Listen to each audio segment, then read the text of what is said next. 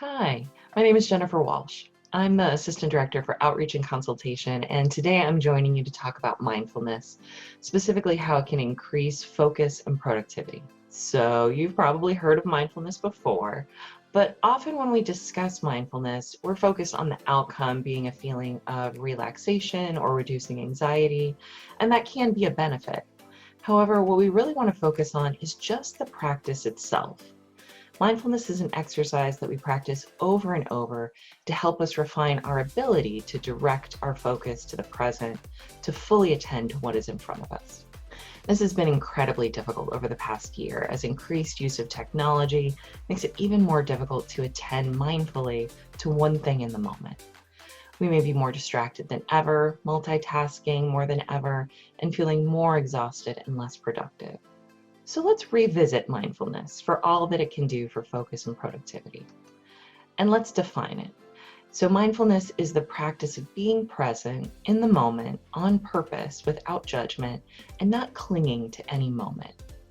Mindfulness is about noticing what is. That includes your distractions, thoughts, feelings, both pleasant and unpleasant.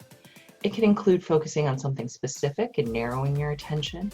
Other times, mindfulness is about noticing everything around you or expanding your attention. So how does it help us focus? Well, it can discourage mental multitasking. So how often during the day do you find yourself just going through the motions of an activity because you're distracted by nearby conversations, emails popping into the inbox, or even worrying about a task for you that might be at home? This happens all the time for most of us. We're more productive with a task when we're laser focused on it, and when there are distractions around us, that level of consistent focus is rare. High productivity is the result of focus and the ability to recover focus from distractions, whether while working on a task or an important discussion. A regular mindfulness practice of any form helps train the brain to maintain and recover focus better. It also counteracts negative mental snowballing. So sometimes we can become anxious over something minor, and then we mentally obsess on it so much that it snowballs into our mind into a significant problem. These kinds of negative thoughts, interpretations aren't just stressful, it can become a breeding ground for misguided assumptions, communications, or behaviors. Fortunately, mindfulness teaches the practitioner to become aware of wandering thoughts and gently refocus their attention to the current moment. It can also help us actively listen and engage. So being present in conversations, especially Zoom meetings, has been increasingly difficult. We have distractions that are just a tab away, and this has had an impact on the overall engagement we have with one another. I think we've all been guilty of it and experienced the negative consequences ranging from maybe just minor embarrassment on a conference call to maybe some more serious conflicts in a relationship. One of our fundamental needs as humans is to feel heard, and when we don't actively listen, it can inadvertently send the message that we don't care or we don't think that others are worthy of our full attention. It also helps prevent burnout. So most would agree that a key to achieving and maintaining peak performance is learning to manage stress and avoid burnout, and mindfulness is widely acknowledged to help individuals do just that. We need to interrupt the go, go, go mentality because we can never get everything done and we might burn out in the process. If we're in workaholic mode, we put away concerns of mind or body aside and we keep pushing through until reaching a breaking point at which it's hard to recover. The individual who mindfully is aware can sense their mental strain levels at a healthy recoverable point versus seeing a damaging strain level. Now let's look at mindfulness and how it's utilized in high performance environments.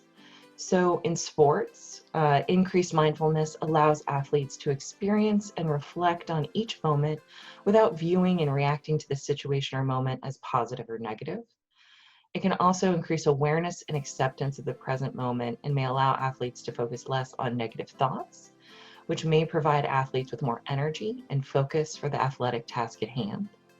In business, research from Harvard indicates that leaders who are mindful are better at managing their stress, creating a more positive atmosphere and reducing employee stress.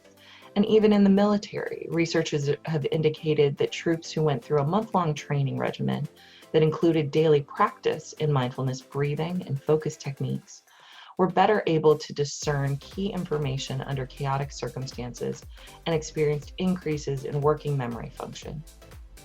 The soldiers also reported making fewer cognitive errors than service members who did not use mindfulness. So hopefully these examples convince you that there could definitely be performance benefits to practicing mindfulness. So let's get started with a couple. The first I'd like to do with you is something called box breathing. So with this, we're going to breathe in a 4-cycle pattern of 4-4-4-4. So that's inhaling for 4 seconds, holding for 4 seconds, exhale for 4 seconds, and then hold out for 4 seconds. When you inhale, first breathe in an upwards motion from your belly and diaphragm rather than from your chest. It may help to say or think, inhale 2, 3, 4, hold 2, 3, 4, exhale 2, 3, 4, hold 2, 3, 4.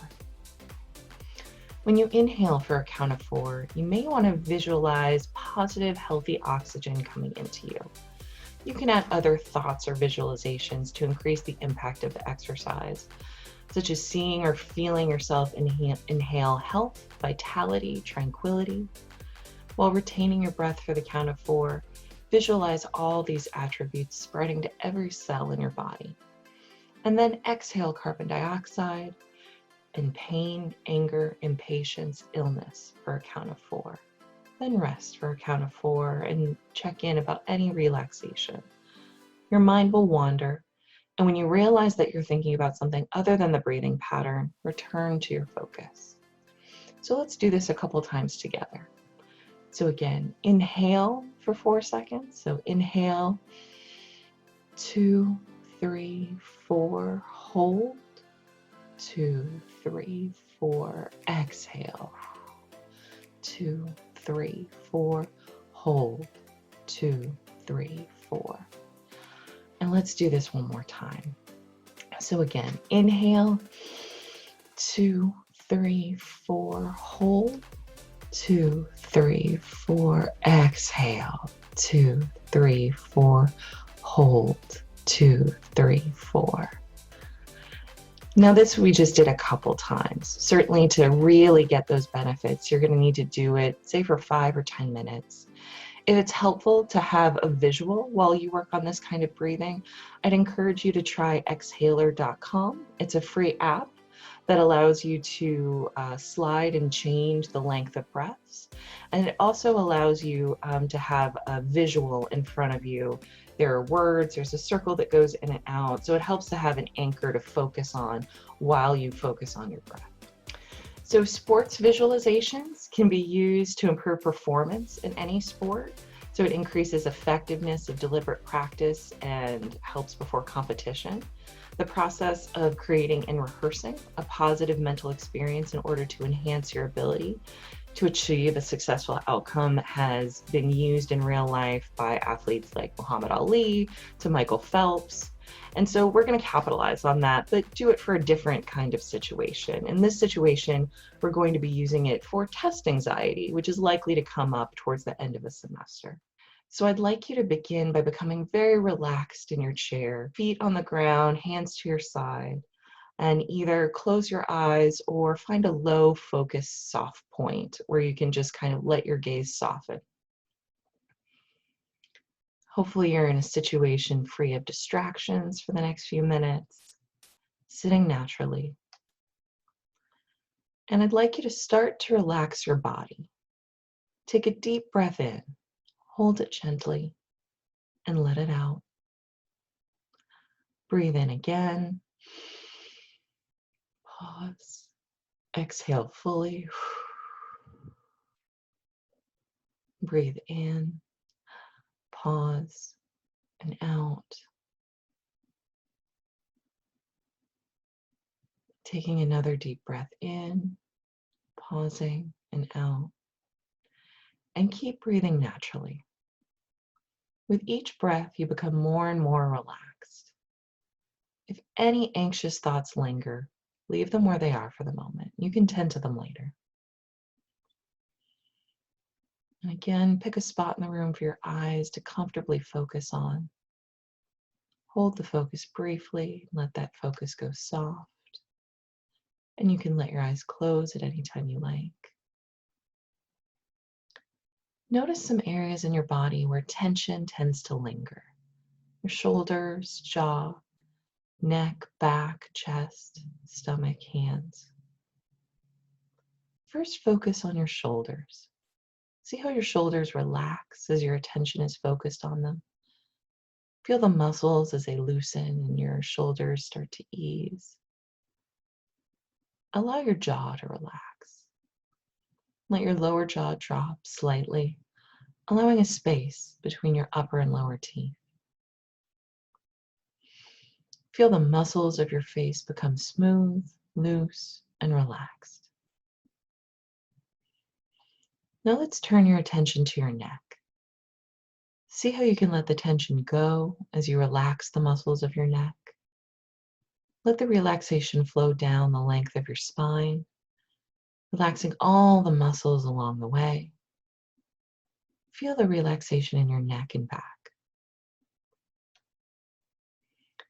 And as you become aware of the rhythm of your breathing, let the tension in your chest dissipate with each breath and feel your stomach muscles smooth themselves out and calm settle in. Now focus on your hands. Open and close your hands a few times, wiggle your fingers, and then relax. Let your hands be limp and loose. Scan your body now for any other areas that might be tense. For each area, imagine directing your breath to that area. Imagine breathing in relaxation, breathing out tension. Again, breathing in a feeling of relaxation and exhaling all of the tension. Feel your muscles relax with each breath. Continue to scan your body, relaxing each area.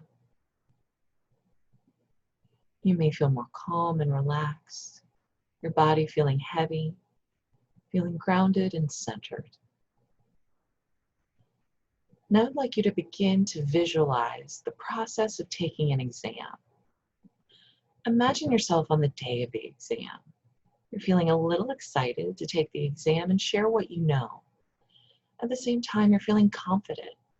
You imagine walking calmly into the room where the exam is going to be, or you imagine being in your room taking the exam online. And then when you get to your seat or settle into your desk, just think about this situation. Think to yourself, when I get there, I'm just going to think about the situation and not my anxiety. You see yourself sitting in your chair, noticing your surroundings. You may hear other students shuffle in their seats, or again, you may be quietly in your room. If you do see others, maybe you decide to smile at them. Maybe you feel the desk under your hands, feel the pen in your hand. Now imagine the test being handed out or pulling up the browser with the test. You can feel a hint of the old anxiety rising, and you say, I can be anxious later. Now is the time to take the exam. And now the exam is in front of you. You're scanning over the entire exam calmly and confidently. You discover that you already know something about each answer. You feel relaxed, happy. You start to organize your time. You say, I'll think rationally and not allow my anxiety to take over. I've done well on exams before, so there's no reason I can't today. Just breathe and relax. I'm ready to rise up to meet this challenge. It's time for me to show the professor what I know. Take a deep breath in. Slowly, calmly let it out. Feel your body relax and allow your mind to become calm. In this state of calm, you're able to concentrate and see things clearly. Now you begin to write or type deliberately. You effortlessly recall the information you studied. Ideas are flowing from your pen with ease, or you're typing away. Some of the questions are easy and straightforward, and you answer them quickly. Some questions take more thinking. You expect this, and you're prepared. You find ways to show what you know. You're now finished and you close the exam and calmly put away your writing tools, or maybe you push the desk out a little bit, the chair out to get away from the computer. You might be handing the test in with a big smile on your face or closing the browser, feeling satisfied. Savor this feeling. You imagine that you did okay on the exam. You feel proud of yourself for your accomplishment of working through the exam calmly and confidently. You might say to yourself, it worked. I got through it without blanking out. I did feel stress, but I managed it. I'm glad. And now even imagine getting the exam results, feeling confident and excited and seeing the results. You did well, exactly what you were hoping for. This feeling of success and accomplishment is wonderful, and you want to take another exam just to experience it again. Again, enjoy the feeling of success. Now that you've completed this visualization experience, you may feel more mentally prepared for the process of taking an exam. You may even find that completing this guided imagery exercise helps you feel more motivated, more calm, confident, in control. And you begin to wake up your mind and body, returning your awareness to the present. So again, let's wiggle our fingers. Feel your hands and arms reawakening. Wake up your feet and legs by wiggling your toes, maybe shrug your shoulders, turn your head from side to side. Feel your body waking up again. And when you feel you're awake and alert, you can return to your usual activities, feeling energized, motivated, and confident. Hopefully that feels helpful, and you can turn back to that visualization before exams come up. Maybe practice several times so that it feels like you really have vividly imagined that sense of success. For additional audio clips to help you practice mindfulness and meditation, please check out the self-help resources page on the CAPS website. This area here, you can see we have an 8-minute progressive muscle relaxation that's going to focus on breath and noticing tension and relaxation in your body, whereas the 15-minute combined relaxation exercise adds more visualization again for those that enjoyed that. And then the easiest way to incorporate mindfulness in your day is to simply focus on one thing in the moment while you do it. So if you're taking a shower, pay attention to the temperature of the water, the feel of the soap, the smell of your shampoo. If you're eating, do that mindfully. So not while watching TV or being on your phone, noticing the smell of the food, how it looks, the texture in your mouth, slowing down the whole process. And even when you're walking across campus, focus on what you see in your surroundings, what you hear in nature, the feel of your body as you walk. The more you slow down, stay present, and take in your immediate experiences, the less your mind will be in the anxieties of the past or the future, and the more you'll be able to focus and perform to your best abilities. I hope some of this was helpful. Thank you for joining me today.